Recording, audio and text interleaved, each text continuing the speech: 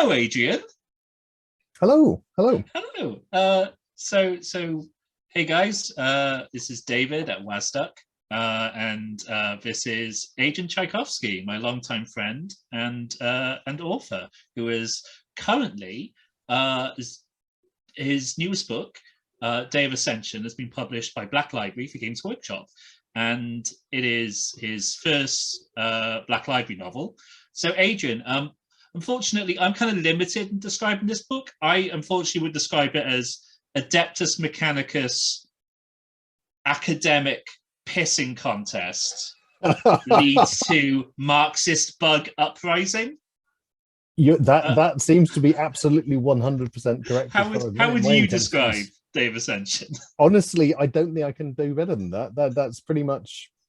Yeah, it's. I mean, the only other thing is it's a meditation on whether being hideously devoured by kind of an alien space armada is necessarily any worse than just working a day job in the Imperium. Yeah, pretty much. It is and I'm gonna come off biased as hell, but it's a fantastic read. It is the most fun I've had reading a Black Library novel since a Mike Books or a Dan Abnett. Fantastic stuff. Really, really made me smile, and Gareth loves it too. Gareth, the boss man, lurking in the background there, is a big Gene Stealer Cults fan. So we were talking about what is the official color scheme for your guys? Is it just red and blue, like the actual cult of the Star Emperor? Mine or well, the ones in the book, the Mohod. I thought because I've got my own. I have painted up my own Gene Stealer Cults force. They are the initial lot were all kind of orange and Mechanicus standard grey, and then the new editions I've done kind of olive drab. Nice. Yeah, they've come out really nicely. That's cool. What is the color scheme for the ones in the book? Is it just red and blue? Like I was certainly. I mean, I was assuming they were. I was kind of basing them on my own figures, so I guess they're probably the orange sort of. I mean, it's one of those.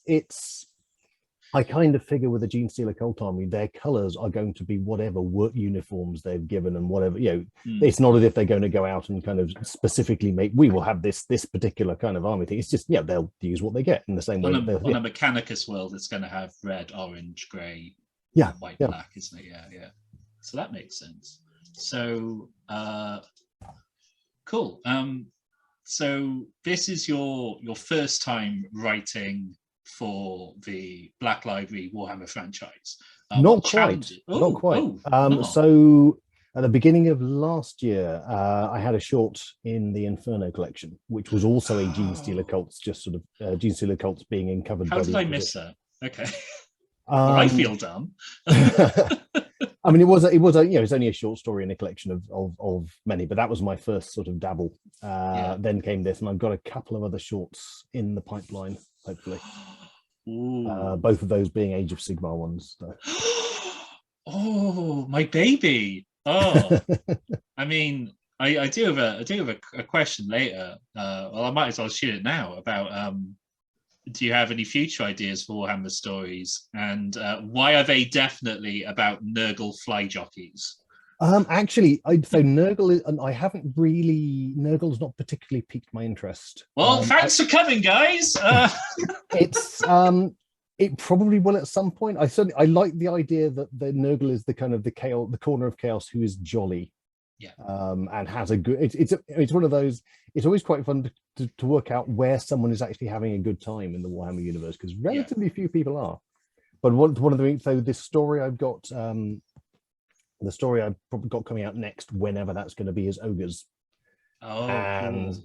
Because they have a good time, they eat, it's, and I had an enormous amount of fun having a kind of effectively an ogre mercenary captain, just basically not really taking the struggles of the forces of order particularly seriously. That's wonderful. That's awesome, because they just added with the last Warhammer Quest, they added an ogre captain as well, so that's fantastic. Yeah, wow, that's great. I Ogres are cool. I'm a massive Nurgle fan. I do like the jolliness.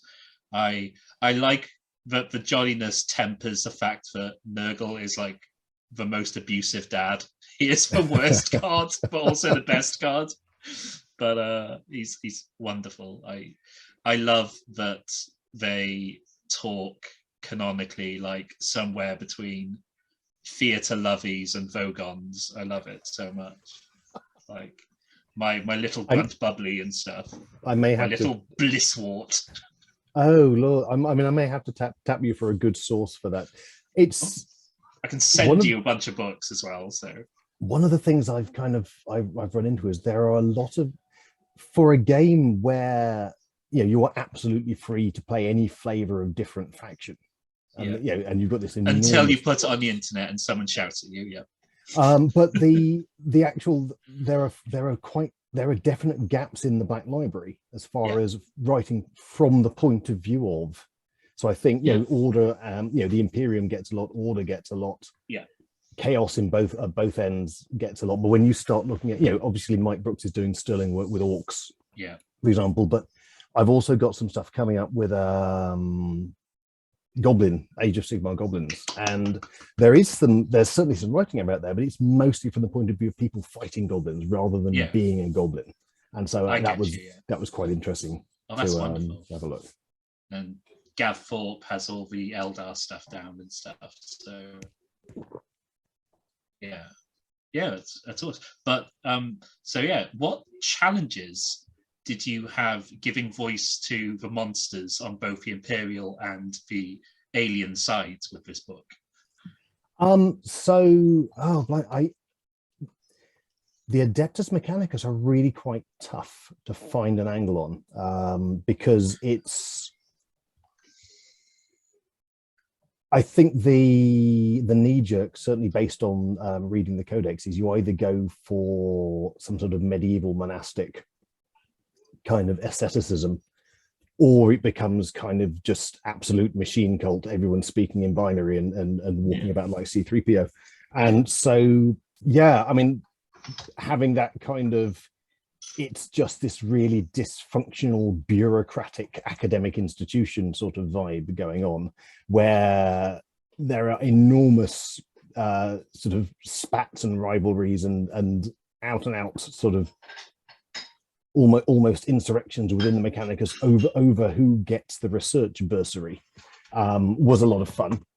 And it's kind of those, you kind of feel there are still personalities to be had. And in a way, the more much in the same as a lot of real world politics, the more you basically prate about sort of purity and dedication to a cause, the more murky stuff there is likely going on just below the surface. Like gigantic hedonism. Yes. And with the Gene Stealers, the interesting thing was the whole idea for the book was very much prompted when the previous incarnation of the Gene Stealer Codex came out. There is some phenomenal art associated with that book, and a lot of it actually shows the cultists looking at least kind of heroic as they sort of struggle against the oppressive tyranny of the Imperium. Well, that was at least how I passed the picture. So I saw that, I thought, well, I want to write that book. And of course you read it and you think, yes, there's a bit of a problem trying to portray the heroic struggle of the Gene Stealer cult, because it's all complete sham and it all kind of goes horribly wrong. But what I didn't want to follow the narrative that was directed, which is kind of like, yes, they think they're right, but oh, look at the fools, and they will. I kind of wanted to at least push it so that I was holding a mirror up to the Imperium and saying, look, here you have this enormous, ravenous organism that survives purely by devouring human lives in their millions, and here you have the Tyranids.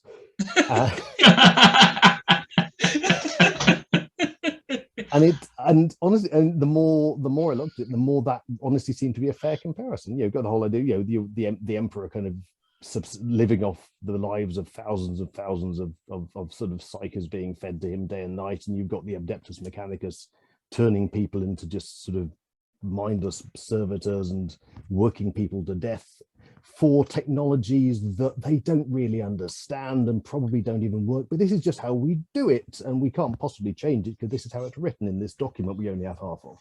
And I've never come across that in real life before. Well, this is the thing, and it's kind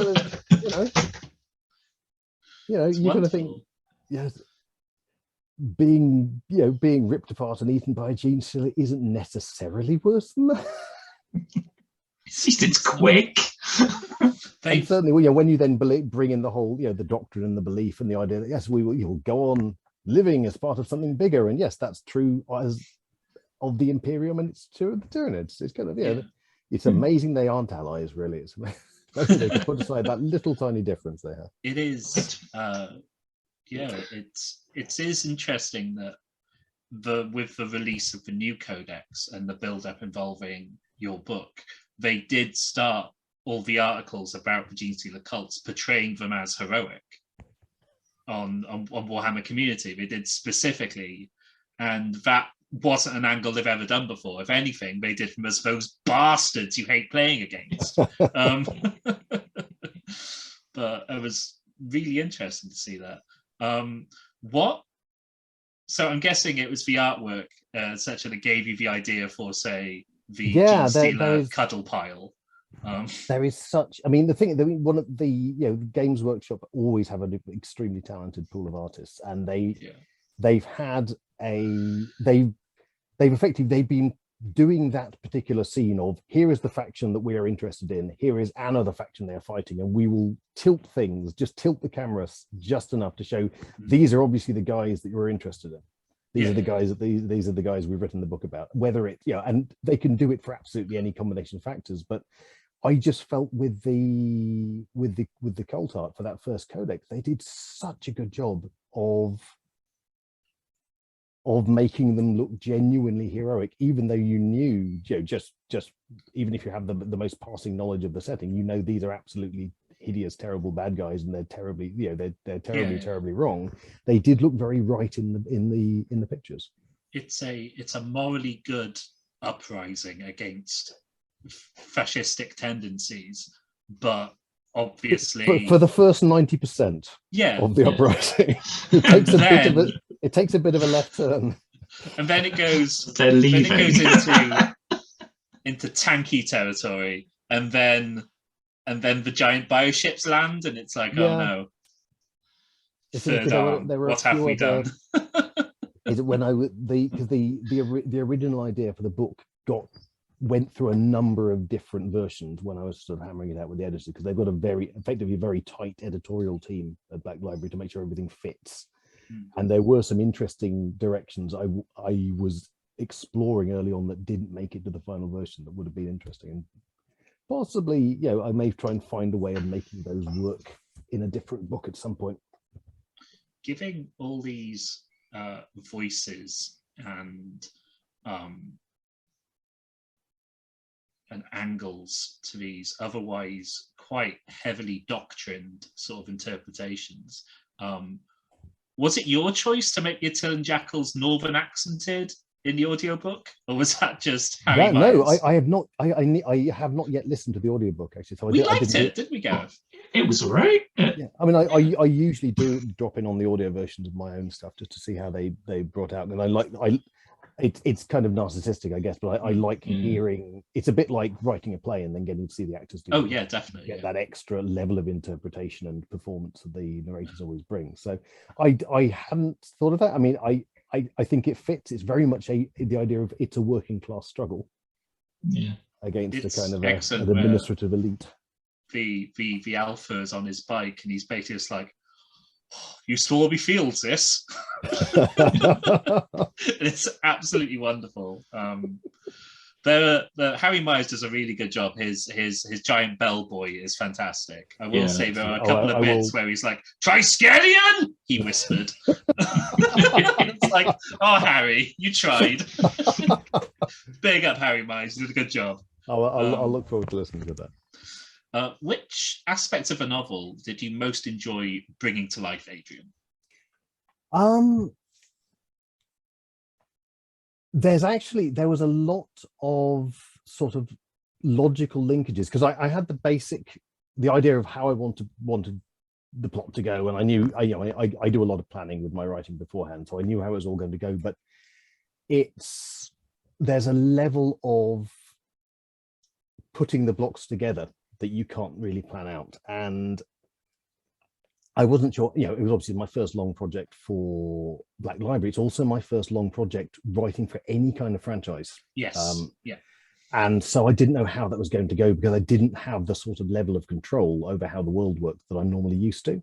Yeah. And the nice thing was, and this is at least partly because I was able to kind of bounce things backwards and forwards with my editors at Black Library. It was, especially in the last third of the book, how everything kind of falls into place. And how all the ideas I got, which initially looked like I'm going to have to kind of try and pry this in because it doesn't fit naturally. And then as I worked through it, and especially as I worked through the first set of edits, everything suddenly worked. And a lot of the suggestions that Richard, the editor, made just were like kind of like me waving a magic wand, that suddenly this scene works, and suddenly suddenly I've got a handle on this character I didn't have before, that are all kind of it all kind of suddenly came together really nicely, which is always pleasant. And like I say, I'm not an experienced franchise writer, so it was a bit of a sort of edge of the seat sort of ride. That's good though. I mean, it's a relatively small, compact adventure, and it just blows up so quickly. I was like I say, I really enjoyed it, and I can see the dynamics of it all folding together, but all coming together because it's all small parts that suddenly become this furious, small, fast-paced whole. And I like that. It was excellent. Do you know that Fantasy Flight have their own novel in print now? Is that Aconite? Yes, it is. Yeah. Yes, in fact, I know. A long time kind of friend of mine is working there and has occasionally nudged me about writing for them. But I'm just saying, they have the Marvel Champions imprint, and you could write a Captain Britain story. It would be nice. It's one of the. I mean, to a certain extent, there's a time element, but there's also I need to be really keen on an idea to write a book. Yeah. In order to write a book in someone else's universe, I've got to be super keen. Like your love of Captain Britain. I'm well aware. Yeah, I mean, I think I have no idea where Captain Britain is at the moment in the Marvel universe. He's not. He is not Captain Britain anymore. Betsy is Captain Britain. Okay, well there you go. I wasn't even aware of that. I mean, I'm very rooted in like 1990s Excalibur and Cornell's MI13 and that kind of thing for where he is in my head. So one of the problems is with writing for any franchise, there's a certain burden of time in getting familiar with it. Oh gosh, yeah, absolutely. And and obviously, the longer the franchise has been about, the more you've got to invest in that, and it becomes a matter, to a certain extent, it becomes a matter of time budgeting and economics as to can I take on this project, which is why I've got to be very, very keen. I mean, like I said, I was very, very motivated with the whole Gene Seal Occult just from that art, frankly. I really want to write that book. And it was about a year since between seeing that and actually getting to the point where, I now have a contact that I can tap to try and... Yeah, that's fantastic. Try and actually interest them in the project. But the idea stayed with me and just percolated around in my head. So I think with Marvel stuff, Captain Britain definitely is one of the Marvel characters I like most, but at the same time, I'm sure there are people who are much more on the ball with that franchise and with the current versions of that character. Who would do a better job than me. Good. I mean, who knows? Maybe I do get occasional prods from Aconite, so it's possible they will pitch something that will absolutely catch fire in my head and think, yes, I bet the guys there, because I also work for Fantasy Flight doing game demos and stuff. So the current, for what it's worth, the current Excalibur title is well worth having a pick up, Adrian. Okay, maybe I should. Teeny Howard, the British writer. I didn't even know they'd relaunched Excalibur. Yeah. So no, I'll definitely go and Starts with take a look. Betsy becoming Captain Britain, and it's all to do with the Krakoa thing going on, where the mutants have their Oh own yeah, well that homelands and definitely stuff. sounds. Has it been collected in a trade yet? It's been collected in 3, I think. Right. so Okay. far. Well, I'm heading down to my local comic shop tomorrow, hopefully. Anyway, so I will. Also to pick up my my Dark Omens box set. Yay! So, were there any parts of existing 40k literature other than the codex and the paintings that you drew upon to create your characters or the story? I very much stuck with what I was getting out of the rule books. I mean, it's trying to get up to speed on the Black Library fiction from a standing start would be quite an intimidating thing to do, given how much of it there is. And one of the other things I think with me and any kind of franchise fiction is I am never that interested in what the important people are doing. I'm never really that interested in where the main focus of a setting is. So, yeah, there's been a certain amount, I think, of Gene Stealer and Tyranid writing done, but it's very much in the minority compared to Imperial Guard and Space Marines, which is absolutely where the main focus of most of the writing is. Yeah. And that's also basically that's the part of the setting that I can't ever really imagine writing about, because a lot of people have done it and done very good jobs with it, and because I'm always about writing the other to a certain extent. So yeah, the idea of writing orcs is interesting. The idea of writing Tau is interesting. I know there have been some Tau books, and if I was going to do that, I would certainly have to at that point get the books, get up to speed before I absolutely. Yeah. I've read some of the Nate Crowley Necron stuff, and there's a lot of fun in that.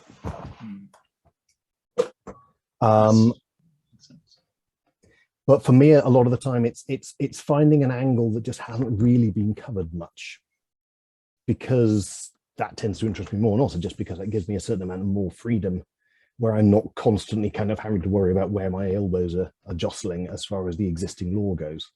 So it's the world, the moral of the world that Day of Ascension takes place on. That's the world I've invented. The character, there are no kind of name characters in the book. And at the end of the day, the Imperium is meant to be enormous and fragmented, and different parts of it doing different things, because it's so hard to get word and material and any kind of coherent plan across that, that ridiculously dangerous. Half a galaxy is enormous. So there should be vast realms out there that you can just tell stories in and not necessarily have to worry about what has happened elsewhere in the galaxy.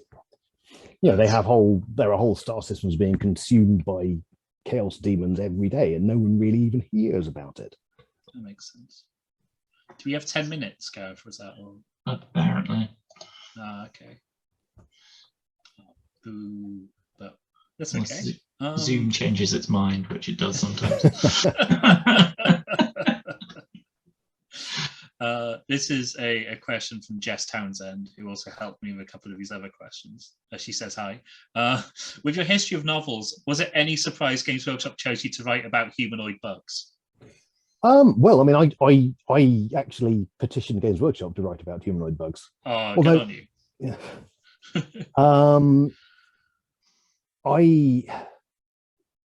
I mean, they're not that. I always kind of feel, I know Tyranids get referred to as the bug faction. They're not very bug. They're not. No. They're not terribly bug. I mean, all right, a lot of them have 6 limbs, but they're not. There's not much bug involved. I mean, one of the stories I've got currently on the editor's desk, waiting to hear back about, is Age of Sigmar's spiders story, because I love the various spiders now in Age of Sigmar. So we've got the chaos, the recent chaos spiders, and we've got the goblin spiders. And I really wanted to think about what happens if those two meet. That's awesome. Yeah, they've definitely, Tyranids are like, what's the term people use? Dino bugs. The Yeah. lizards wearing a bit of chitin, I think. Yeah, So, yeah, and with a hefty dose of HR Geiger. Yeah. Man, how'd that get there? I wonder. Well, I mean, I don't think there's no, it's never been any kind of hiding the fact that that's very much where the gene stealers sort of originate from conceptually, with the whole Space Hulk style stuff. This dumb rumor that I must have been about 13, that a lot of the early Warhammer stuff was run by Tolkien on his deathbed, and I used to think that gene stealers were a Tolkien thing. What? I was 13 and stupid. I had no friends. I have no idea when he died, actually. 71 or something. Yeah, that feels like it predates. Just by about 20 years. About 15 years.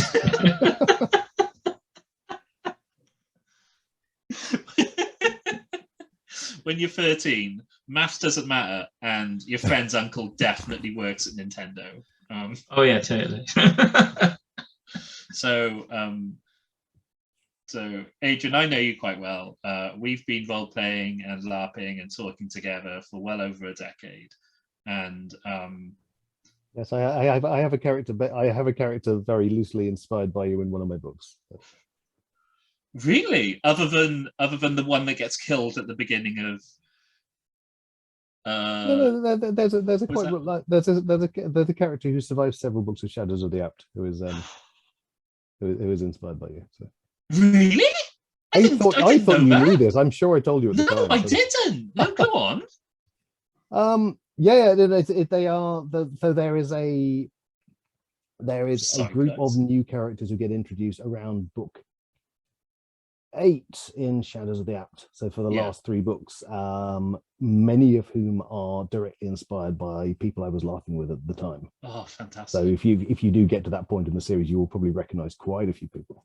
Oh, what wonderful! I'll go back to that.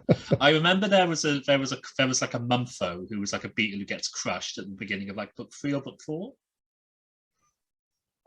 No. That was, I mean, book 3 and book 4 was. I know you'd written them by then, but they'd only just been published. I think you're thinking of the same character, but it's book 8 and he has quite a run. Oh, fantastic! Well, but specifically, I was just wondering, did you pull upon any experiences within your role playing or LARPing, etc., for this book? In particular, did you pull upon that time where we were bug people who lived in tunnels underneath a slightly fascistic society? And I never got to see the flip side of that, because I was very much a part of the bumbling surface dwellers. I think there's a lot, if you look at the way that the Adeptus Mechanicus are sort of jockey for position, there's a lot of kind of LARP committee meeting stuff going on there, and that kind of the vast amounts of I threw your proposal on the fire. all of that kind of we're supposed to be on the same side but have a huge dose of passive aggression sort of stuff is very, very, very, very familiar from LARP. The whole, this person committed murder, we need to do something about it, and 2 hours later you're debating how to run like a sham trial, and it's like, just kill him. Just kill him. LARPing is so weird. Fucking stab him. We're supposed to be like medieval, like like Mongolian steppe nomads. Why are we having a 21st century court meeting? Stab him. I've got a knife. Somebody pushed my arm. Yes, I'm being hesitant.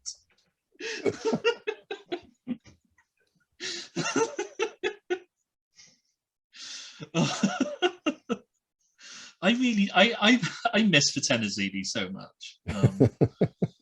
We played giant spider people in a LARP called Maelstrom, and we had this sort of Incan Peruvian sort of open philosophy outlook on the world, where everything had its place in like a great chain of mental exercises, To which my character, who was a giant horrible spider who wanted to be a pretty princess, decided she was basically the Red King from Alice in Wonderland, and thus everything was her dream.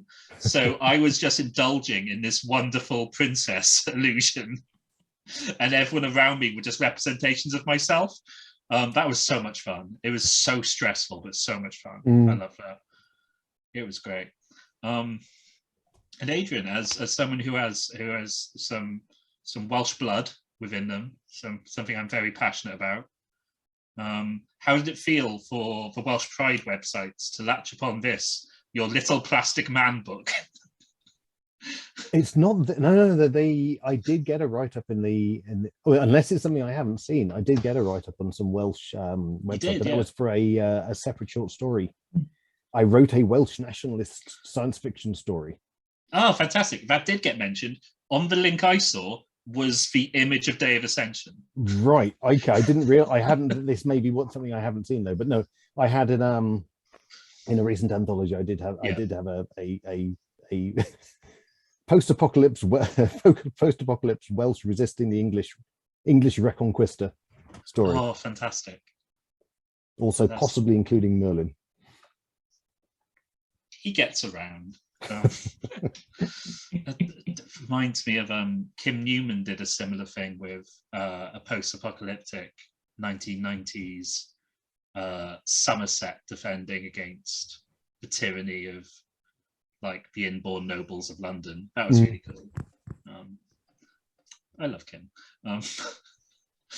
But yes, so it looks like we've only got a couple of minutes left. This has been a really good interview, Adrian. Thanks for having me on. Really fun. Yeah, it's really good to catch up with you. If I had not been disturbingly ill, I would have thrown some silly sketches together for this, but I did not have time, I'm afraid. But any questions you have? No, I'm all good. Oh no, that's fantastic. Well, this has been really fun. It's been a good time catching up between two friends, but also talking to you, award-winning author Adrian Tchaikovsky, and your new book with Black Library, hopefully the first of a handful or so to come. Thank you very much. Thank you.